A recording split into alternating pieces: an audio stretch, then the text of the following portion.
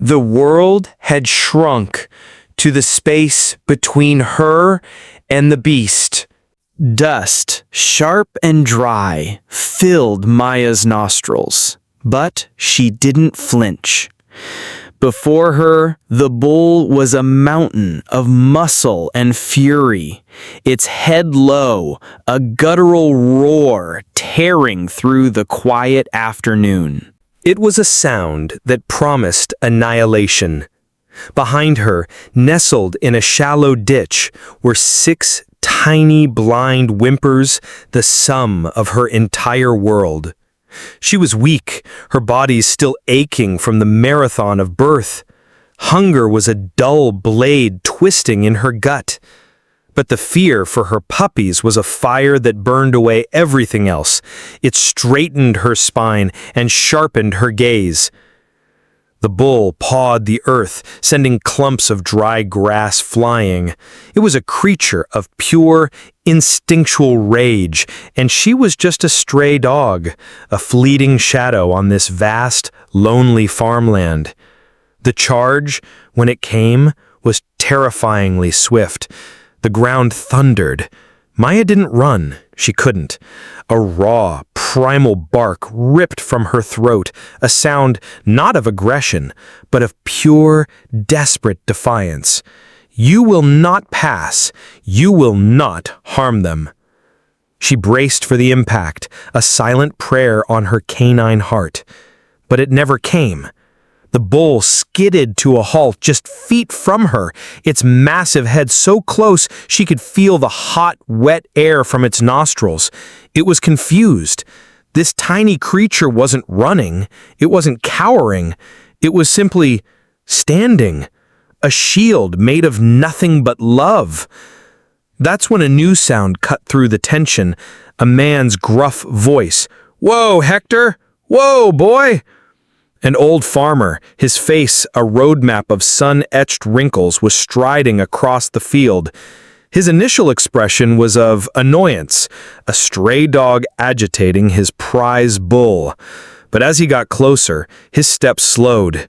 He saw the scene not as a nuisance, but as a sacred standoff. He saw the trembling in Maya's legs, but the iron in her eyes. He saw the bull, Hector, not just as an aggressor, but as an animal held in check by a force it could not understand. And then he saw them, 6 small, helpless puppies huddled behind their mother. The farmer's breath hitched. The anger in his eyes softened, melting away to reveal something else. Awe.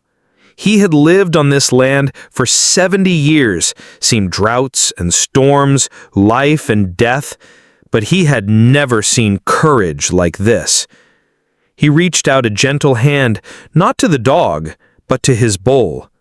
"Easy now, Hector," he murmured, his voice now a low rumble of reassurance.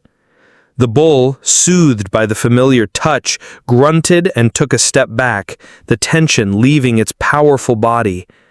The farmer then turned his attention to Maya.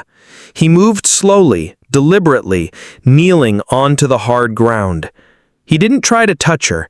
He just looked at her, his eyes communicating a message of respect. "You are a good mother, a very good mother." Maya watched him, every instinct on high alert, but she saw no threat in this man's gaze. She saw salvation. Exhaustion, heavy and absolute, finally washed over her. Her legs buckled, and she collapsed onto the ground, her body still protectively curled around the entrance to her puppy's den. The old farmer worked with a tenderness that belied his rough hands. He fetched a worn blanket from his truck and gently lifted the puppies one by one, placing them in a cardboard box. Maya watched, too weak to protest, but a soft whine escaped her lips. "It's all right, Mama," he cooed. "I'm not going to hurt them, or you." He carefully lifted Maya next, her weary body surprisingly light. He carried her and the box of her precious cargo back towards the warm, safe glow of his barn. That night, for the first time in their short lives, the puppies slept on a soft bed of hay, their bellies full of their mother's milk. Maya lay beside them, her head on her paws, her body finally at rest. The old farmer sat on a nearby stool, watching the peaceful scene.